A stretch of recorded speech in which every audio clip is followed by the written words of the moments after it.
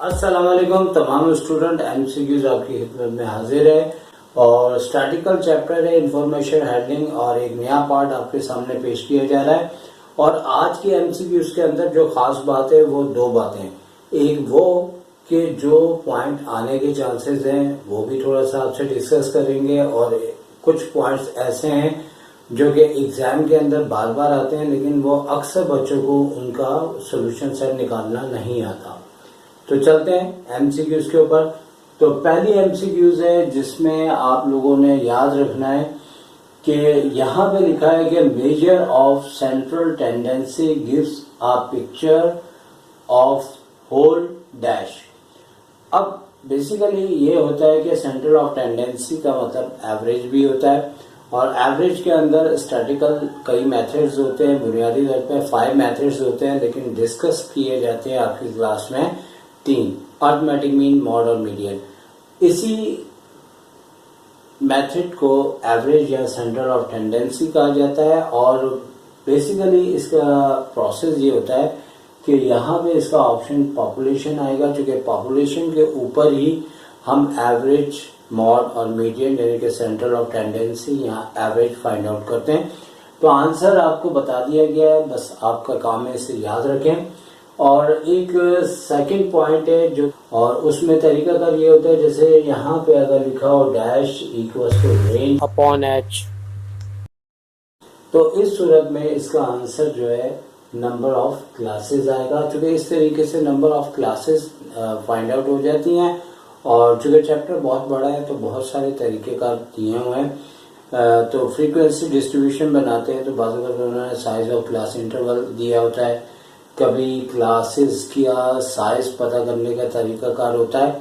तो ये कई ऐसे क्वेश्चंस होते हैं कि हम लोग नहीं करते, कि एग्जाम में नहीं आता लेकिन उसके एमसीक्यूज के आने के चांसेस होते हैं। तो नंबर 3 पॉइंट पे आ जाते हैं। Dash diagrams is use for the comparison of the characters 2 और मोर वेरिएबल साइमल्टेनियसली। अब यहाँ पे कहा यह जा रहा है कि हमारे पास जो है वो मुख्तलिफ किस्म के ग्राफ्स बनते हैं, डायग्राम्स बनती हैं और इसके अंदर जो है वो मुख्तलिफ किस्म की खुसूसियत को बयान किया जाता है और अलग अलग करके बयान किया जाता है। और हमारे पास बहुत से ग्राफ, पाई डायग्राम, हिस्टोग्राम। तो यहाँ पे इसका आंसर होगा मल्टीपल बार, यानी कि अगर एक से ज्यादा चीज़ों को एक साथ आप दिखा रहे हैं तो मल्टीपल बार आपकी डायग्राम होती है जिसके अंदर आप 3 डिफरेंट कलर से आप उनकी परफॉर्मेंस को दिखा सकते हैं। तो इसके बाद नंबर 4 है। अब वो पॉइंट आपसे डिस्कस करूंगा कि जो आपके एग्जाम में आते हैं और बच्चे बड़े खुशी खुशी आते हैं कि हमने इसका आंसर सही निकाल लिया या फाइंड आउट कर लिया, लेकिन उनकी गलतियां होती हैं। तो एक तो पॉइंट मेरा बहुत फेवरेट पॉइंट है और वो पॉइंट ये है कि डैश रेंज ऑफ 1,0 -1। अब आपको पता है कि रेंज का जो फॉर्मूला होता है वो बुनियादी तौर पे रेंज का जो फॉर्मूला होता है, नंबर 4 के ऊपर बात कर रहे हैं। तो अगर शॉर्ट में रेंज को आर बोले तो यहाँ x मैक्सिमम होता है और यहाँ x आपका जो है वो मिनिमम होता है। अब मसला ये होता है कि अगर हम, अब सवाल ये पैदा होता है कि रेंज का टॉपिक इतना आसान है कि हम अगर फॉर्मूला ज़हन में रखें कि एक x मैक्सिमम को शो करता है और -x मिनिमम शो करता है, तो हम इस तरह की अगर एमसीक्यूज आती है तो हम फौरी तौर पे ये कह देते हैं। और ये मैंने कई बार एक्सपेरिमेंट अपने स्टूडेंट के सामने किया है, जैसे 1 -1 करके इसका आंसर 0 बता देते हैं। 100 स्टूडेंट होंगे तो 70% इसका आंसर गारंटी के साथ चेक कर लीजिएगा 0 देंगे। लेकिन क्या है कि वो जल्दबाजी करते हैं और हर एमसीक्यूज के चंद अंदाज में ऐसा तरीकाकार होता है कि आप डॉज कर जाते हैं, क्योंकि आप जल्दबाजी करते हैं। अगर यही फॉर्मूला आप यूज करेंगे तो देखिए यहाँ पे सबसे बड़ा नंबर जो है वो आपके पास 1 है और 1 के बाद आपने जो है माइनस को आप लिखना भूल जाते हैं और -1 जो कि मिनिमम नंबर है। तो इस तरीके से जब हम फाइंड आउट करते हैं तो 1 और माइनस प्लस होने के बाद ये आपके पास जो है वो 2 आ जाता है प्लस का। तो लिहाजा इसका आंसर जो है वो 2 आएगा। ओके, तो अब इसके बाद फिफ्थ पॉइंट है, इसके भी आने के चांसेस है। यहाँ पे दिया हुआ है कि इन द सीरीज 4 बहुत सारे 4 दिए हैं और डिफरेंट नंबर नहीं दिए, सेम नंबर दिए हैं। और याद रखें ये बुक का ही पॉइंट है, लेकिन अगर ये 4 की जगह कोई भी आपको नंबर दे दें लेकिन सेम हो, तो वहां पे बुक के अंदर सिर्फ लिखा है कि वेरियस इसका डैश होगा। मैं आपसे ये कहता हूँ कि सिर्फ वेरियस तक बात ना रखे, वेरियस हो या स्टैंडर्ड डेविएशन, मैंने शॉर्ट में लिखा है SD, मतलब स्टैंडर्ड डेविएशन और रेंज, ये तीनों जो है ये डिस्पर्जन को शो करते हैं। डिस्पर्जन को भी आपने याद रखना है कि डिस्पर्जन के अंदर जिस तरह सेंट्रल ऑफ टेंडेंसी का ऊपर और उसमें आपके 3 टॉपिक्स डिस्कस करते हैं, तो यहाँ एक डिस्पर्जन होता है जिसमें रेंज, स्टैंडर्ड डेविएशन और वेरियस होता है।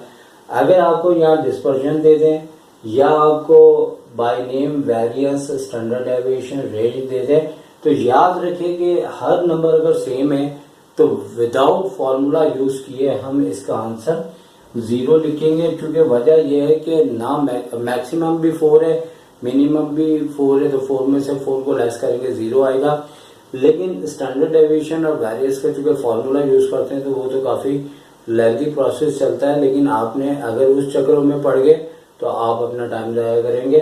तो सबसे जो लास्ट और इस चैप्टर का आखिरी पॉइंट है, ये आपके 10 ईयर में 2 time 3 time same to same repeat हुआ है। हो सकता है कि अभी भी सेम दे दें, लेकिन ना भी दें, हम आपको समझा देंगे। अर्थमेटिक मीन डायरेक्ट मेथड से होता है, जिसकी हाल ही में आपको वीडियोस हमने पेश की, और शॉर्टकट मेथड, कोडिंग मेथड, ये 3 मेथड होते हैं। तो डायरेक्ट मेथड एग्जाम के अंदर कभी उन्होंने मेथड मेंशन नहीं किया, बच्चे डायरेक्ट को यूज करते हैं। लेकिन याद रखें कि जो अच्छा और ज्यादा पढ़ता है पूरे नंबर उसी के ही आते हैं, तो वो भी जो टॉपिक्स हैं उसको करना चाहिए। और उसी को अगर करेंगे, अगर आपको फॉर्मूला याद होगा तो आप यकीनी तौर पे फॉर्मूला जब याद करेंगे तो ये किस तरह से फाइंड आउट होगा।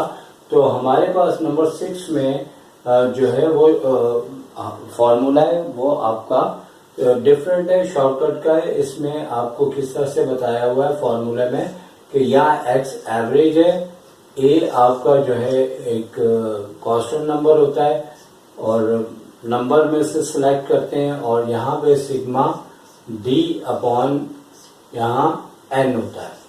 तो ये अर्थमेटिक मीन का अनग्रुप डाटा का एक शॉर्टकट का मेथड है।